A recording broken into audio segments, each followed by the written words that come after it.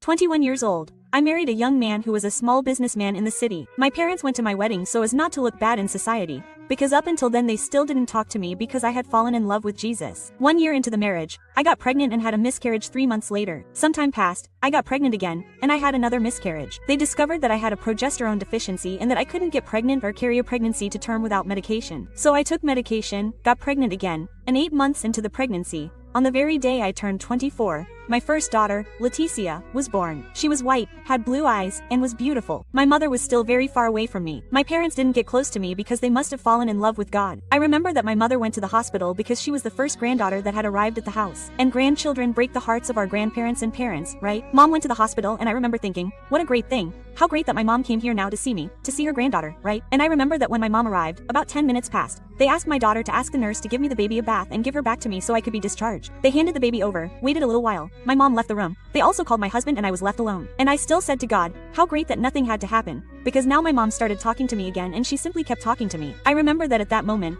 the head of pediatrics came into my room. That head of pediatrics started to warm my hands as if she was going to give me some news. She said, Mommy, something has just happened. Your daughter just fell from the nurse's arm. My first daughter fell from the patient's arm. It's very easy to take a baby home, but it's very difficult to carry a coffin, my dear. Quote, my mother told me that I was going to lose a child just as she had lost me to God, and I prayed that God would do whatever it took to find the heart of my family and reveal himself to them. My mother wouldn't speak to me. It hurt me a lot. When I got the news, my mother had already received the news at the hospital door. My mother went up the hospital stairs, entered the room and started shouting, Daughter, forgive me, daughter. I wish you had lost a child to drugs, to the outside world, but not in this fatality.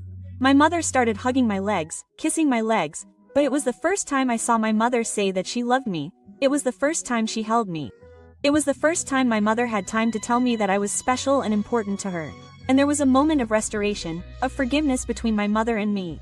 My parents spoke to me again. I had my daughter's body examined because I had already had a few miscarriages. 30 days later, the results of the examination arrived, and I discovered that my daughter had been born without calcium or glucose. Leticia would never walk and would have simultaneous convulsions. And my doctor said to me, adopt a child because you can no longer be a mother. Even with the medicine, your daughter was born with a problem.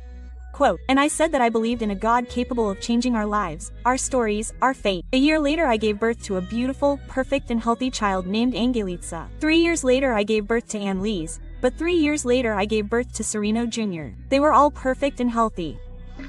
This God is wonderful.